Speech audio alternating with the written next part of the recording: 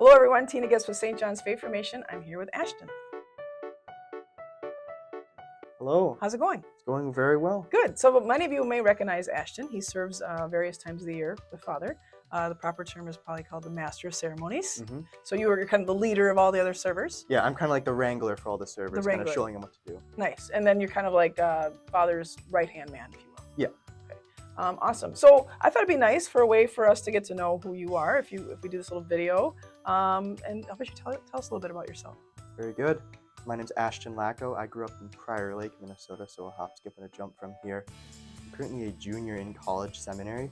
The way seminary works is there are 8 years total, 4 years of minor or college seminary where we study philosophy mainly, then another 4 years after that of theology. And that's more preparing us for the actual priesthood. So right now I'm kind of in like baby seminary. Okay. So even after this year, I have 5 more years to go. Nice. Oh my gosh, that's a long time. Mm-hmm. I want to find out what led you to being in the seminary, but we're going to actually make 2 videos, but this one a little bit shorter because that's a little bit longer story. But I'm just curious. So what do you like to do, Ashton? What do you like to do? Is there anything you like to do for fun when you're not studying to be a priest? Yeah, when I'm not strictly studying to be a priest, right. We do a lot of fraternal events at the seminary. Okay. So whether that be board games like Settlers of Catan, card games like euchre. Sure. We also play a lot of sports outside and inside. So during the winter, we play a lot of basketball. And then during the summertime, we play a lot of football and ultimate frisbee, things like that outside. So mainly our free time is spent just having a great time with other guys. Nice. Any professional sport fan? The Vikings, Twins, soccer, anything? Oh, goodness. Are you like a car person or? Yeah. So actually going to the seminary made me appreciate our local sports teams a lot more because there are guys in the seminary from all over the Midwest. It's actually quite incredible. Oh. So I think the furthest diocese away is the Archdiocese of Oklahoma City. Oh, wow. Yeah. So they have quite the journey to make to get the seminary and back on breaks. So that's made me really appreciate the Vikings. Oh, really? Yeah. Yeah. So on Sundays, we all get together, we watch football, and then of course you got guys cheering for the Packers, you got guys cheering for the Colts, you got guys cheering for everyone. That's fun. That's a lot of fun. Favorite food? Favorite food? Oh, goodness. This one always changes every time I'm asked. It kind of depends on what I'm craving. And in the middle of the Triduum right now after Good Friday fasting. Yeah, you can say anything. Oh, goodness. I could say literally anything right now. I would have to say macaroni and cheese. Oh, okay. It's simple. Getting cravings for that. Right. Fan of dogs or cats? Oh, I'm a big dog person. My family's always had dogs growing up. And little fun fact, when I was younger, I actually had a cat scratch my eyeball. Oh my gosh. Yeah, so that left a little bit of I'm not really a fan of cats, but great. Let's see. Favorite caffeine product? Oh goodness. I'm gonna have to go with just black coffee. Black coffee. Black coffee, yeah. I remember when I did Exodus 90, black coffee is what got me through.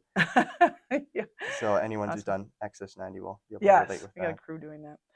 Okay, great. Well, that's awesome. Now we know a little bit about you. One other question for you. This has to do with the Mass. Mm-hmm. So something might be a little foreign to people. I notice when you are, is it proper to say you're serving at Mass even though you're Master of Ceremonies? Is that okay? So when you're serving, it seems like your steps have kind of a military-esque sense to them. Things are very rigid, if you will. It seems like you're walking in straight lines, kind of doing a little thing with your feet when you're turning, like a pivot. So can you talk about that? Like why you do that? Explain it. Okay. First of all, the Mass is the most important event in my life and everyone's lives. It's like other really important events in our lives, like a wedding, a funeral, maybe if you're like giving an acceptance speech for an award or something. You're going to want everything to be rehearsed. You're going to want a lot of order to that. You don't want to be calling audibles. You don't want to have no idea what's going on. So yeah, because the Mass is so important, I like to have a lot of order to what I do. I like to know what I'm doing and when I need to do it. And as a result of that, it's kind of natural that I'm not like sloppily walking around, and I'm very orderly, very getting to the point, doing what I need to do and not kind of meandering around at all.